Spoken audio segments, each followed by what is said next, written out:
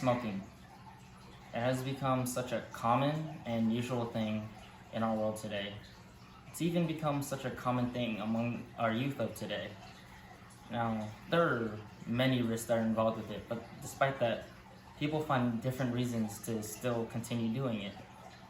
Some people do it because of their friends. They see their friends do it and they think, I want to do it too, I want to fit in. I want to try and be cool like them. Some people do it because they find comfort in it, and others, they do it once and they find themselves not being able to stop. They end up becoming addicted to it. Now, smoking and vaping has many different health risks. One of those health risks is lung cancer. According to an article written by SPCOM Muskoka District Health Unit, it was reported that at least 85% of their lung cancer cases reported to have been caused by smoking and vaping. Now, with smoking, there comes a health risk for people who don't even smoke themselves. It's called secondhand smoke. Secondhand smoke is caused by someone else who is smoking. They release another smoke that comes out, and anyone who breathes it in is inhaling secondhand smoke.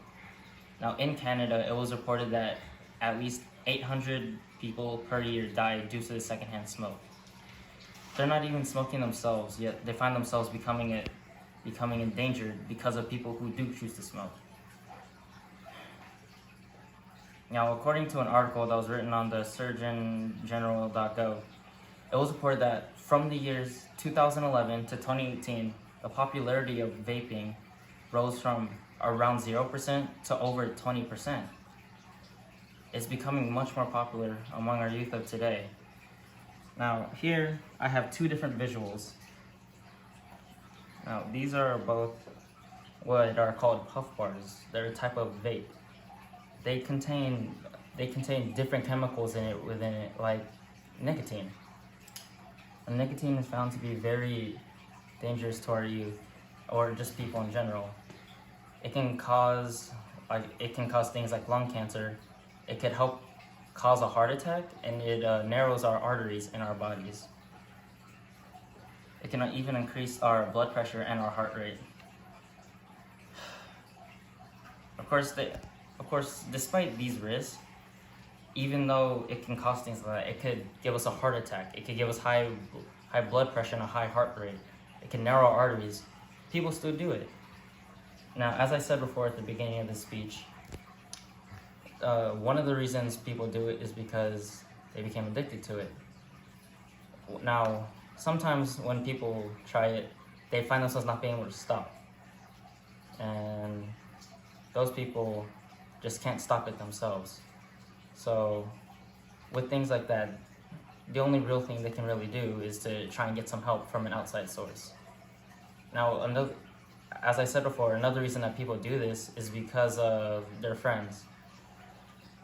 Nowadays, youth these days try to prioritize, instead of, becoming smart, focusing on their studies, a lot of them just want to be cool. They see one of their friends do it, and they think, if I do this, I can be cool too. I can be like them. I can try and become popular, and they'll do it. And they'll end up not stopping because they'll think, as long as I keep doing this, I can continue being cool. But it's not cool. It's a health risk. Now, another reason that people do it is they find comfort in it. Despite all the health risks that come with smoking and vaping, it can ease some people. For example, people smoke because they have stress or anxiety. Smoking and vaping can actually help relieve some of that. Some people even do it because they have sleep problems, and it can help them sleep, which is what I used to do. I used to smoke because it helped put me to sleep, because I had really bad sleep problems and I could not sleep without it at some point. So those are many different reasons why people do it. Now, I'm not telling you that smoking and vaping is something that you should do or you shouldn't do. This information was used here to inform you about the risks that come with it. If someone is going to decide whether they should smoke or vape or shouldn't, then they need to know the information or the risks that can come with it. So